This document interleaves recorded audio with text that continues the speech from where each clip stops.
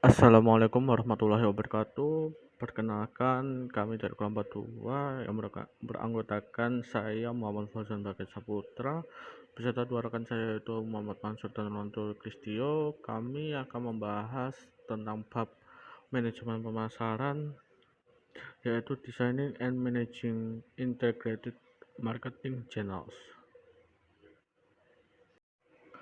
Yang pertama, saluran pemasaran dan jaringan nilai. Sebagian besar produsen tidak menjual barangnya secara langsung kepada pengguna akhir. Di antara mereka berdiri satu yang diantaranya yaitu perantara yang bertugas untuk melakukan berbagai fungsi. Perantara ini merupakan saluran pemasaran yang juga disebut dengan saluran perdagangan atau saluran distribusi. Secara formal, saluran pemasaran merupakan kumpulan organisasi yang saling bergantung dan juga berpartisipasi. Semua jenis saluran ini memainkan peran penting dalam keberhasilan perusahaan dan mempengaruhi semua pemasaran lainnya. Pemasar juga harus menilai mereka dalam konteks keseluruhan proses di mana produk mereka dibuat, lalu didistribusikan, dijual, dan dilayani. Saluran pemasaran dan jaringan nilai ini ada 3 macam. Yang pertama, pentingnya saluran. Yang kedua, pemasaran multisaluran. Yang ketiga, mengintegrasikan sistem pemasaran multisaluran. Selanjutnya, seberapa penting sih saluran itu? Nah, di saluran ini terdapat sistem saluran pemasaran yang merupakan seperangkat saluran pemasaran tertentu yang digunakan perusahaan dan keputusan tentang bagaimana salah satu yang paling kritis yang dihadapi oleh manajemen. Salah satu peran utama saluran pemasaran adalah mengubah pembeli potensial menjadi pelanggan yang menguntungkan. Yang kedua, strategi dorong, yaitu menggunakan tenaga penjualan pabrik, lalu dengan uang promosi perdagangan atau cara lain untuk membujuk perantara agar mempromosikan produk kepada pengguna akhir. Strategi ini sangat tepat ketika ada loyalitas merek yang rendah dalam suatu kategori. Yang ketiga, strategi tarik. Produsen menggunakan iklan atau promosi untuk membujuk konsumen untuk menuntut produk dari perantara, sehingga mendorong perantara untuk memesannya. Strategi ini adalah sangat tepat ketika ada loyalitas merek yang tinggi dan keterlibatannya juga tinggi dalam kategori. Selanjutnya ada pemasaran multisaluran. Perusahaan yang sukses saat ini biasanya menggunakan pemasaran multisaluran, menggunakan 2 atau lebih saluran pemasaran untuk menjangkau segmen pelanggan dalam satu area pasar. Contohnya HP, perusahaan laptop, menggunakan tenaga penjualannya untuk menjual ke akun besar. Pemasarannya jarak jauh keluar untuk menjual ke akun menengah. Surat langsung dengan nomor telepon masuk untuk dijual ke akun kecil, pengecer untuk dijual ke rekening yang lebih kecil, dan juga internet untuk menjual barang-barang khusus. Setiap saluran dapat menargetkan segmen pembeli yang berbeda. Yang selanjutnya adalah mengintegrasikan sistem pemasaran multisaluran. Di sini ada 2 macam, yaitu pertama pemasaran omnichannel, yang kedua sistem saluran pemasaran terpadu. Pemasaran omnichannel merupakan beberapa saluran yang bekerja sama dengan mulus dan cocok dengan setiap pelanggan yang targetnya yang disukai dalam melakukan bisnis, memberikan informasi produk yang tepat dan layanan pelanggan terlepas dari apakah pelanggan tersebut sedang online, di toko, atau di telepon. Yang kedua, sistem saluran pemasaran terpadu merupakan sistem di mana strategi dan taktik penjualan melalui satu saluran mencerminkan strategi dan taktik penjualan melalui satu atau lebih saluran lainnya, menambahkan lebih banyak saluran memberi perusahaan 3 manfaat penting. Yang pertama, meningkatkan cakupan pasar. Lalu yang kedua, tidak lebih banyak pelanggan yang dapat berbelanja di perusahaan. Yang ketiga, seringkali menguntungkan daripada pelanggan saluran tunggal. Mengintegrasikan sistem pemasaran itu salah satu sistem di mana strategi dan taktiknya itu penjualan melalui satu saluran mencerminkan strategi dan taktik penjualan melalui saluran lain. Dan pemasaran omnichannel ini adalah strategi marketing, yaitu strategi ini menyelaraskan pengiriman konten di berbagai platform untuk memberikan pengalaman konten yang konsisten bagi konsumen. Dan sistem saluran terpadu ini adalah salah satu sistem di mana strategi dan taktik penjualan melalui satu saluran, menjadikan strategi dan taktik ini penjualan melalui saluran lainnya.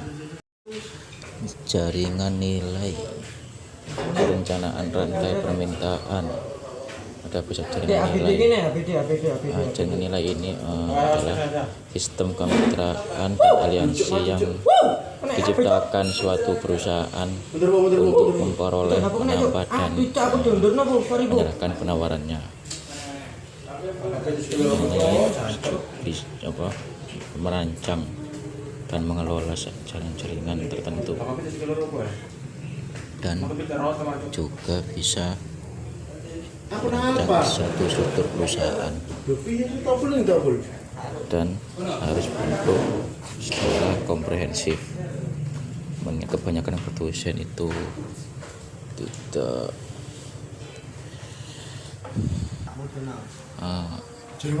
maka ini diperlukan media saluran pemasarannya yang disebut marketing channel atau trade channel, distributor channel. Peran saluran pemasaran, ada fungsi dan aliran saluran, tingkat saluran, sektor jasa. Peran saluran pemasaran ini membantu produsennya ini untuk menyampaikan pesan-pesan bersesuai kepada konsumen agar membeli produknya. Saluran pemasaran ini membantu memperkirakan jumlah permintaan produk, sehingga memudahkan produsen untuk mempersiapkan pesanan produk tersebut. Alhasil ketersediaan produk ini selalu terjamin bagi konsumen, dan fungsinya yaitu menyalurkan barang dari produsen ke konsumen atau dari perusahaan kepada pelanggan. Selain itu, saluran distribusi yaitu ada informasi, promosi, negosiasi, ordering, dan masih banyak lagi. Mengintegrasikan sistem pemasaran itu salah satu sistem di mana strategi dan taktiknya itu penjualan melalui satu saluran, mencerminkan strategi dan taktik penjualan melalui saluran lain. Dan pemasaran omnichannel ini adalah strategi marketing, yaitu strategi ini menyelaraskan pengiriman konten di berbagai platform untuk memberikan pengalaman konten yang konsisten bagi konsumen. Dan sistem saluran terpadu ini adalah salah satu sistem di mana strategi dan taktik penjualan melalui satu saluran, menjadikan strategi dan taktik ini penjualan melalui saluran lainnya. Keputusan desain channel dalam mendesain saluran pemasaran ini, produsen berjuang antara apa yang ideal dan apa yang praktis, menetapkan tujuan salurannya dan mengevaluasinya. Dan ini ada menganalisis kebutuhan dan pelanggan, yaitu bagian dari seluruh jaringan agar nilai pelanggan. Rancang saluran pemasaran dimulai dengan menemukan apa yang diinginkan konsumen sasaran dari saluran tersebut. Ada menentukan tujuan dan kendala, yaitu dipengaruhi oleh sifat perusahaan, produknya, perantar pemasarannya. Perusahaan yang menjual produk ini yang mudah rusak mungkin memerlukan pemasaran yang lebih langsung untuk menghindari penundaan dan penanganan yang terlalu banyak.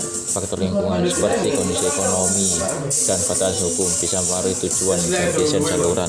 Ada mengidentifikasi asuransi utama, yaitu ada jenis perantaranya, itu ada tenaga penjualan perusahaan, ada agen produsen, ada distributor industri, yaitu memperluas tenaga penjualan langsung untuk perusahaan dan mengerjakan agen perusahaan independen yang warnanya menjadi distributor jual atau industri berbeda yang akan membeli dan menjual lini baru tersebut. Dan ini adalah ada syarat dan tanggung jawab anggota, ada kebijakan harga, ada kondisi penjualan, hak terlalu dan tanggung jawab. Setiap anggota saluran itu harus diperlakukan dengan hormat dan memberikan ruang bagi saluran tersebut untuk menghasilkan keuntungan. Itu yang pertama, kebijakan harga. Ini harus mengharuskan produsen menentukan daftar harga serta jadwal disko dan intensif yang dilihat perantaranya sebagai sesuatu yang adil dan mencukupi. Yang kedua yaitu ada kondisi penjualan, yaitu mengacu pada syarat pembayaran dan jaminan produsen. Ada hak teritorial distributor, itu mendefinisikan wilayah distributor dan syarat di mana produsen ini akan merawabakan kepada distributor lain. Dan ada layanan dan tanggung jawab, yaitu yang tanggung jawab bersama harus disebutkan dengan seksama, terutama dalam meraba dan saluran agen eksklusif. Keputusan manajemen channel itu ada 6. Yang pertama adalah anggota channel, melatih dan mengetahui anggota saluran, mengevaluasi anggota channel, memodifikasi desain dan pembentukan saluran, keputusan tugas saluran dengan saluran, memilih anggota saluran, yaitu perusahaan ini perlu memilih anggota saluran secara cermat bagi pelanggannya. Saluran ini dipandang sama dengan perusahaan tersebut. Untuk memudahkan seleksi, perusahaan harus menetapkan karakteristik yang membedakan perantaraan yang lebih baik. Dan yang kedua, memilih anggota saluran motivasi, yaitu perusahaan itu perlu merencanakan dan mengimplementasikan program pelatihan yang cermat bagi perantara mereka. Yaitu ada mengevaluasi anggota channel, yaitu secara kali dosen harus mengevaluasi kinerja perantara berdasarkan standar seperti pencapaian kuota, penjualan, tingkat usaha rata-rata dan waktu pengiriman kepada pelanggan. Itu yang memberi desain dan pengaturan saluran.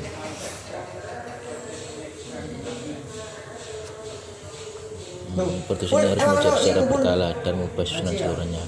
Terus perubahan ini diperlukan apabila saluran distribusi tersebut tidak berjalan sebagaimana ini yang telah direncanakan, pola belum bisa akan berubah, pasar luas muncul yang baru dan sebagainya. Itu ada keputusan modifikasi. Keputusan ini sudah memutusi saluran-salurannya dan bagaimana cara keputusan tersebut. Ada saluran global, yaitu ada sistem, yaitu perusahaan menggunakan 2 atau lebih saluran pemasaran dengan menggunakan saluran global, yaitu saluran baru juga dapat menimbulkan konflik dengan pengendalian 2 atau lebih saluran dan merupakan pelanggan yang sama. Integrasi dan sistem saluran, yaitu suatu sistem di mana strategi dan taktik penjualan melalui satu saluran mencerminkan strategi dan taktik penjualan melalui saluran lain. Sistem pemasaran vertikal ini terdiri dari produsen, pedagang besar, dan pengecer yang merupakan satu kesatuan sistem dan mereka saling bersama. Dan ada terdapat 3 jenis saluran, yaitu ada korporat, administrasi, dan kontrak. Yaitu sistem ini adalah pemasaran yang bertujuan untuk menarik dan menjangkau bisnis yang beroperasi di industri yang sama. Dan ada jumlah perantara 3 strategi, yaitu ada distribusi eksklusif, ada distribusi selektif, ada distribusi intensif. Itu distribusi eksklusif. Distribusi eksklusif ini dari namanya saja ini distribusi ini berarti memanfaatkan gerai yang terbatas. Strategi ini umumnya dilakukan oleh merek-merek mewah, terlebih untuk koleksi khusus yang hanya tersedia di lokasi tertentu. Metode ini digunakan untuk menjaga citra dan eksklusivitas suatu produk. Perusahaan yang menerapkan strategi ini umumnya adalah pemilik brand-brand kelas atas, yaitu seperti Lamborghini, mewah. Distribusi aktif yaitu bergantung hanya pada beberapa perantara yang bersifat produk tertentu, yaitu dengan membatasi jumlah gerai dan suatu area. Distribusi ini menjadi jalan tengah antara distribusi eksklusif dan ekstensif. Contohnya yaitu nyatanya produk pakaian branded yang ditawarkan secara selektif. Merek-merek tersebut ini bisa memilih untuk mendistribusikan barang ke toko mereka sendiri atau departemen store tertentu yang ada di kawasan elit. Yaitu yang terakhir, distribusi intensif, yaitu menempatkan barang atau jasa sebanyak mungkin. Tujuan dari strategi ini yaitu adalah untuk menembus sebanyak mungkin ceruk pasar. Metode ini sangat bergantung pada jumlah barang yang tersedia di berbagai lokasi. Pelanggan bahkan tak perlu melakukan riset untuk melakukan pembelian. Praktek pemasaran e-commerce. Di sini marketing merupakan praktek pengguna promosi untuk meningkatkan trafik ke dalam toko online dengan mengkonfirmasi trafik tersebut menjadi transaksi pembelian oleh konsumen dan menjaga mereka untuk tetap kembali ke toko Anda jika ingin membeli produk yang sebelumnya sudah pernah mereka beli. Dan di sini juga e-commerce menggunakan situs web untuk bertransaksi untuk memfasilitasi penjualan produk dan layanan secara online. Penjualan secara online telah meledak dan mudah untuk melihat mengapa pengecer online dapat diprediksi dan memberikan layanan kenyamanan informatif dan pengalaman yang dipersonalisasi untuk jenis konsumen dan bisnis yang berbeda. Ada beberapa aspek transaksi. Yang pertama, interaksi pelanggan dengan situs web, pengiriman, dan yang terakhir kemampuan untuk mengatasi masalah. Dalam praktek pemasaran e-commerce, di sini ada perusahaan klik murni atau pure click companies. Itu ada perusahaan yang memfokuskan penjualan produk mereka dengan menggunakan fasilitas online dengan mengesampingkan penjualan yang dilakukan secara tidak online. Salah satu contohnya adalah toko online Lasogi Collection dan dalam Facebook. Selanjutnya, break and click di situ atau batu bata dan klik adalah istilah untuk model bisnis di mana perusahaan mengintegrasikan baik offline break dan secara online klik. Dalam pengaturan bisnis, break and click adalah strategi untuk memenuhi kebutuhan akan penjualan secara online maupun offline. Selanjutnya praktek pemasaran m-commerce atau mobile commerce. Di sini mobile commerce adalah bagian dari e-commerce yang terjadi secara eksklusif melalui perangkat bergerak seperti smartphone atau tablet. Selain pembelian dan penjualan barang dan jasa, bentuk perdagangan internet ini juga termasuk pembayaran melalui smartphone dan tablet, pembayaran mobile. Selain itu, m-commerce juga mentransfer kepemilikan dan hak pengguna dan melalui transaksi bisnis. Dalam komponen mobile commerce atau perdagangan seluler terdiri dari berbagai komponen individual. Yang pertama, periklanan. Komponen e-commerce ini terdiri dari semua ukuran periklanan yang digunakan untuk membeli produk atau layanan jasa. Selanjutnya, pembayaran seluler ini melibatkan pembayaran melalui ponsel cerdas atau tablet yang digunakan untuk belanja online. Pemasaran referensi dalam hal ini, ponsel atau ponsel cerdas digunakan untuk memesan secara acara atau layanan. Ini juga digunakan untuk otentik. Dan selanjutnya, mobile banking. Di sini transaksi bank diotorisasi dan diproses melalui telepon seluler. Selanjutnya, layanan pembayaran SMS. Pembayaran dapat dilakukan atau langganan dapat dipesan melalui SMS. Terakhir, aplikasi seluler. Ini memungkinkan pelanggan membayar layanan dan memanfaatkan. Selain itu, aplikasi juga digunakan untuk memulai pembelian. Dan itu semua tersangkut dalam perubahan pelanggan, perilaku perusahaan, praktek pemasaran e-commerce, dan privasi. Selanjutnya, konflik kerjasama dan kompetisi. Tidak peduli seberapa baik channel dirancang dan dikelola, akan ada beberapa konflik jika hanya karena kepentingan badan usaha mandiri tidak selalu bersama. Konflik channel terjadi ketika salah satu anggota channel tindak mencegah anggota channel lain mencapai tujuannya. Di sini ada beberapa dalam memeriksa konflik. Yang pertama, jenis konflik apa, muncul di channel apa, dan apa yang menyebabkan konflik, dan bagaimana apa yang harus dilakukan pemasar untuk mengatasinya. Pertama, jenis konflik dan persaingan. Di sini akan belajarinya. Yang pertama, masalah produsen membuat saluran vertikal yang terdiri dari pedagang grosir dan dengan cara yang mengharapkan kerjasama channel dan keuntungan yang lebih besar bagi setiap anggota. Namun konflik horizontal vertikal mutualisme terjadi akibat konflik saluran horizontal terjadi antara anggota saluran pada tingkat yang sama. Kedua, konflik saluran vertikal terjadi antara tingkat saluran yang berbeda. Yang ketiga, konflik multisaluran itu terjadi ketika produsen telah membuat 2 atau lebih channel yang menjual ke saluran yang sama. Soalnya penyebab konflik, di sini ada beberapa konflik saluran yang mudah diselesaikan atau yang lain tidak. Konflik dapat muncul dari ketidakcocokan tujuan, peran dan hak yang tidak jelas, perbedaan persepsi, dan ketergantungan perantara pada produsen. Selanjutnya, mengelola konflik saluran. Beberapa konflik saluran dapat bersifat konstruktif dan mengarah pada adaptasi yang lebih baik terhadap lingkungan yang berubah, tetapi juga banyak yang tidak berfungsi. Tantangannya bukanlah menghilangkan semua konflik yang tidak mungkin, tetapi mengelolanya lebih baik. Contohnya pengecaran dan kanibalisme. Di sini pemasar harus berhati-hati untuk tidak melemahkan merek mereka melalui channel yang tidak tepat, terutama merek mewah seperti luxury yang citranya sering bertumpu pada eksklusivitas dan layanan yang dipersonalisasikan. Selanjutnya, masalah hukum dan etika dalam hubungan channel. Perusahaan umumnya bebas mengembangkan pengetahuan channel apapun yang cocok untuk mereka. Hukum hanya berusaha mencegah tarif eksklusif yang mungkin mencegah pesaing menggunakan channel. Di sini kami secara singkat mempertimbangkan legalitas seperti praktik tertentu, termasuk kesepakatan eksklusif, wilayah eksklusif, perjanjian pengikat, dan hak dealer.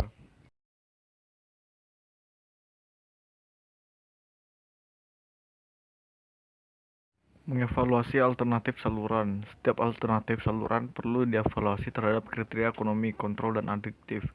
Kriteria ekonomi adalah setiap anggota saluran yang menghasilkan tingkat penjualan dan biaya yang berbeda. Dan selanjutnya kriteria kontrol dan adiktif. Di sini menggunakan agen penjualan dapat menimbulkan masalah kontrol. Agen mungkin berkonsentrasi pada pelanggan yang paling banyak membeli. Belum tentu mereka yang membeli barang pabrikan mereka mungkin tidak menguasai detail teknis produk perusahaan atau menangani materi promosinya secara efektif. Untuk mengembangkan saluran atau channel, anggota harus berkomitmen satu sama lain untuk jangka waktu tertentu. Namun komitmen ini selalu mengurangi kemampuan produsen menanggapi perubahan dan ketidakpastian. Produsen membutuhkan saluran struktur dan kebijakan yang memberikan kemampuan beradaptasi yang tinggi. Jenis konflik persaingan. Di sini konflik terdiri dari beberapa konflik kerjasama dan keuntungannya lebih besar bagi setiap anggota. Namun di sini konflik saluran horizontal terjadi antara anggota saluran pada tingkat yang sama. Dan dalam konflik saluran vertikal itu terjadi antara tingkat saluran yang berbeda. Dan terakhir adalah konflik multisaluran terjadi ketika produsen telah membuat 2 atau lebih saluran yang menjual ke saluran yang sama. Terima kasih atas perhatiannya. Apabila kami ada salah kata, kami mohon maaf. Wassalamualaikum warahmatullahi wabarakatuh.